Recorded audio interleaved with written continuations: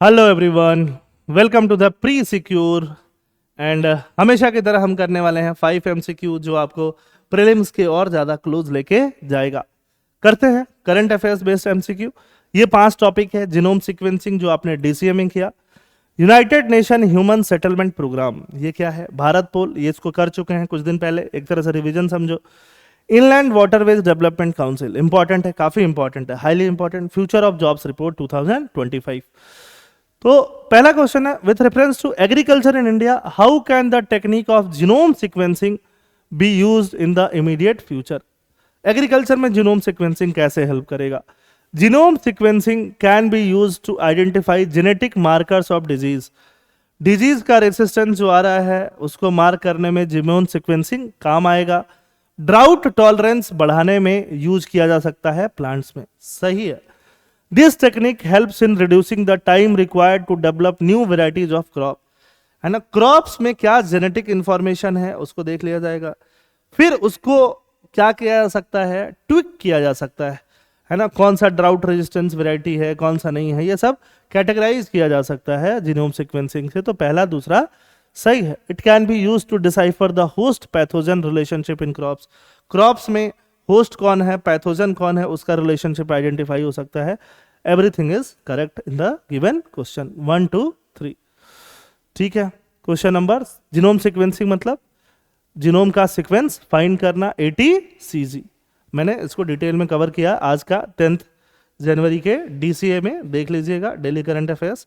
UN Habitat, UN Habitat obviously United Nation का एक programme है। With reference to UN Habitat consider the following. UN Habitat को 1977 में establish किया गया as a result of Habitat 1 conference held in 1976। Geneva Switzerland में है, गलत है, स्विट्जरलैंड में नहीं है।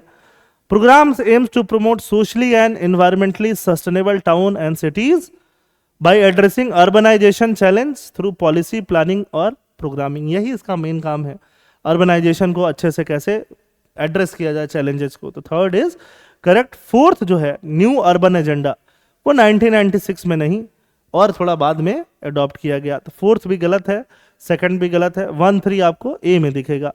First is correct. सेकंड क्यों करेक्ट है, क्योंकि हेडक्वार्टर नैरोबी में है, केन्या में, जहां UNEP का भी हेडक्वार्टर है वहीं पे।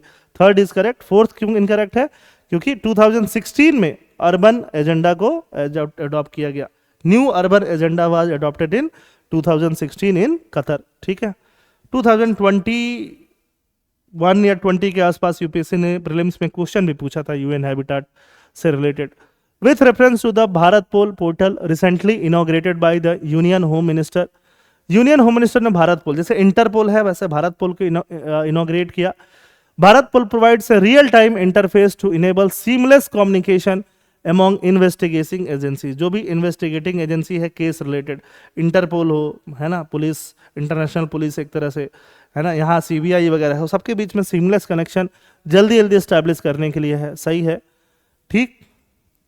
Investigating agencies, it connects Indian law enforcement agency to Interpol, बिल्कुल सही है। The portal incorporates the capability to issue red corner notice and facilitates the trial in absentia provision under India's new criminal law.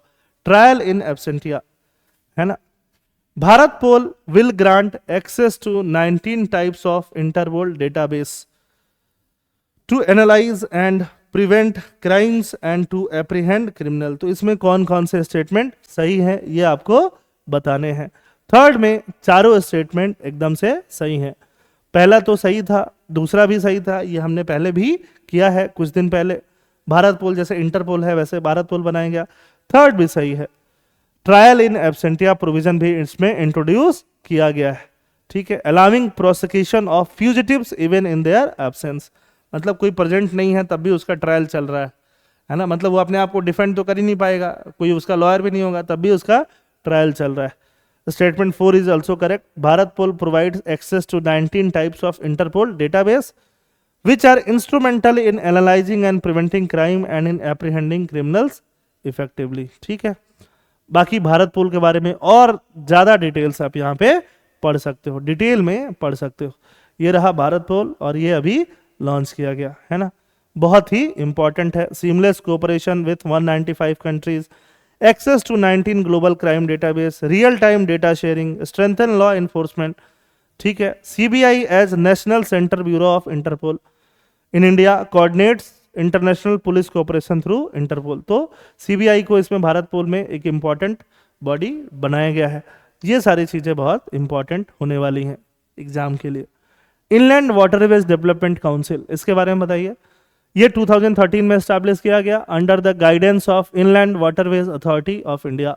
2013 सही है कि नहीं। Union Ministry of Port Shipping and Waterways serve as the chairman, ये तो सही लग रहा है।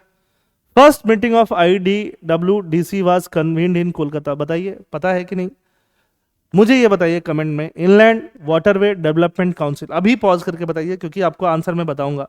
इसका सेकंड जो मीटिंग होने वाला है वो कहाँ होने वाला है?